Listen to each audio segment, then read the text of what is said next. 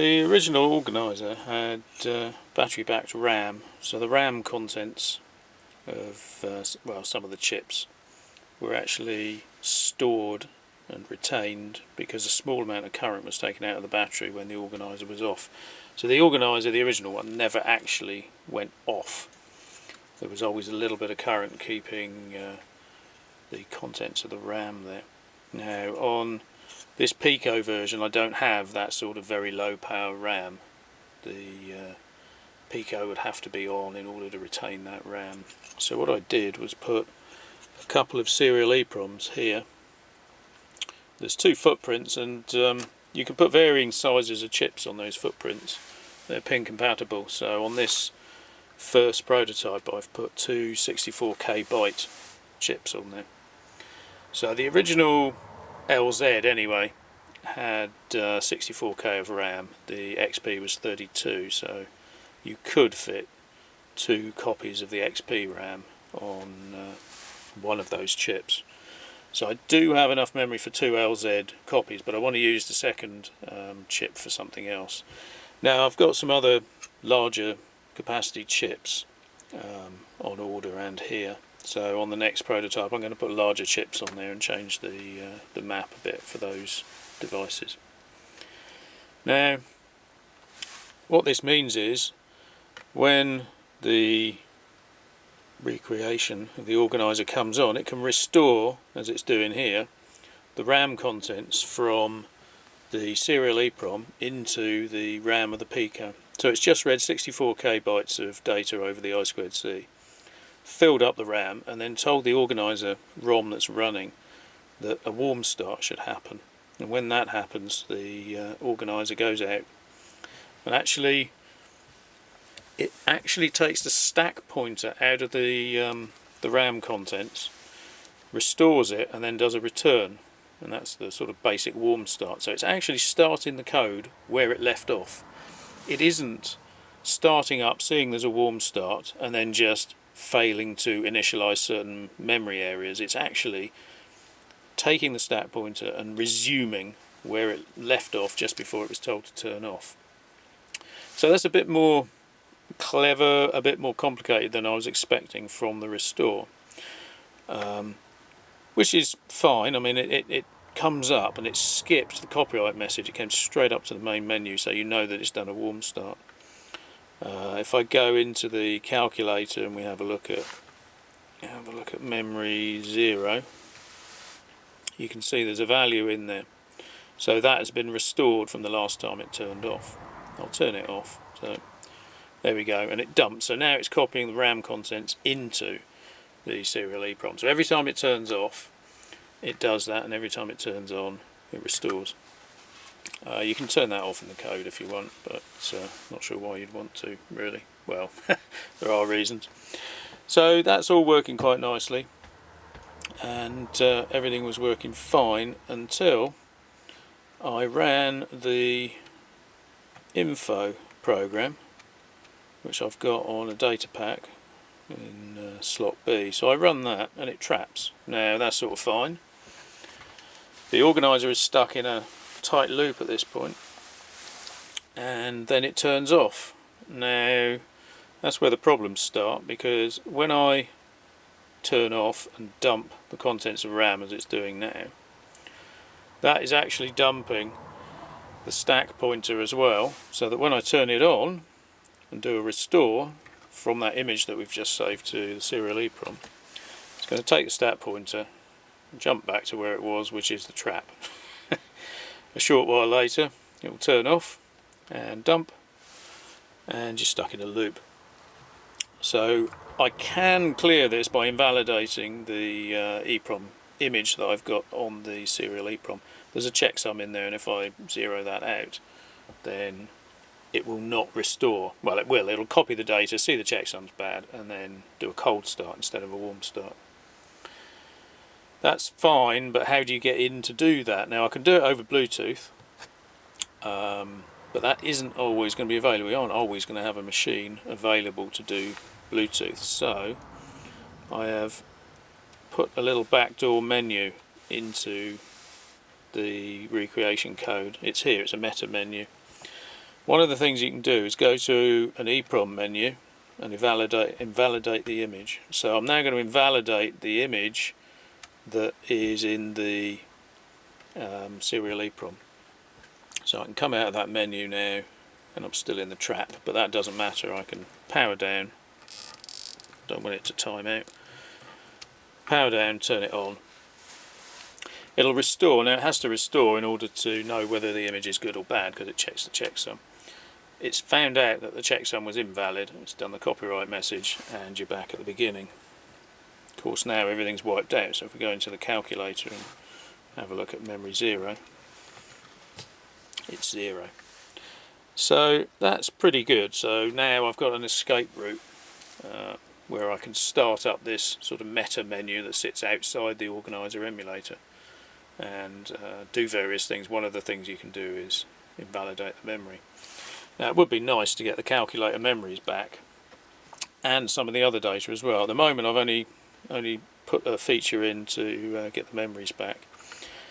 The menu that I started up by holding the key down at power on, you can also get into by pressing shift a few times, and then you're back in the menu. So we can go back to the EEPROM menu, and one of the other options there is mem. So what you can do here is you can save and load the memories to and from a block of EEPROM.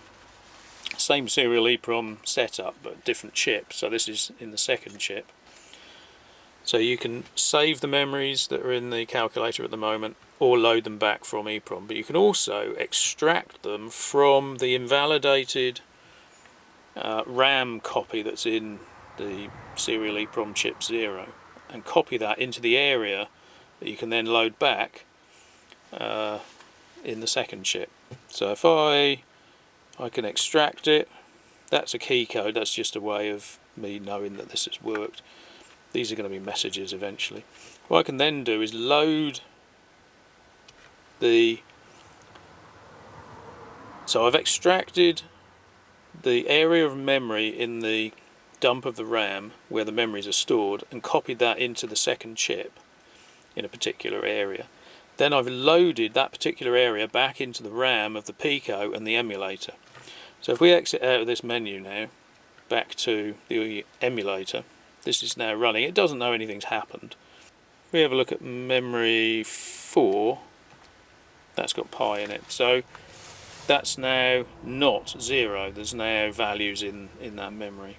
So we can do a calculation and store that in memory 0.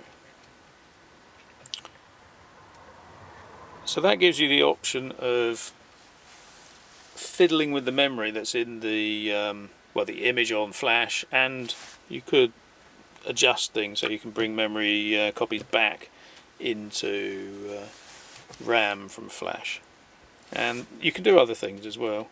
It's a useful way of jumping out and doing various bits and bobs. So I can turn the machine off immediately, and when you do that you don't dump the RAM contents to EEPROM. And that's useful sometimes if you know you've got a bad image or you just want to turn it off. You know you haven't added any data and you don't want to wait to turn it off.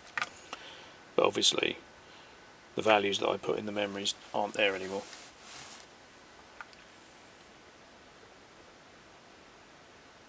And because I didn't dump, it's still invalid. I haven't got a valid dump though. Yeah, so that's where we're at the moment with the code. I've got some PCBs coming, so I've laid out a new version 1.1 of both these boards with all the fixes. There were something like 40 or 50 fixes that I needed to do to the board, various things, mechanical and electrical. So they're on order, and I'm going to make at least one of those up.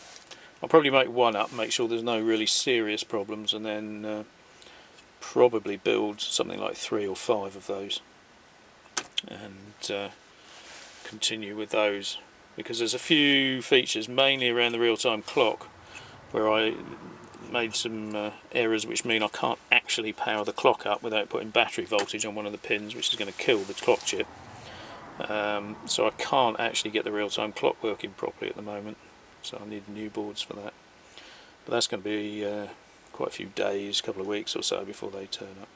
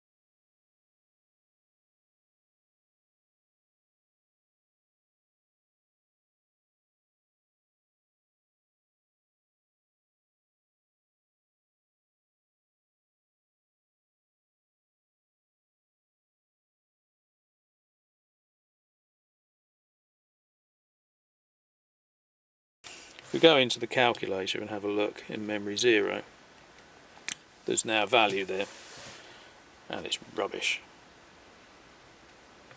But anyway, so ordinarily that would have a value in there. What have we got in there? We've got, oh, there you go. So pi is in memory 4. For some reason memory 0, it's got rubbish in it. But anyway, so memory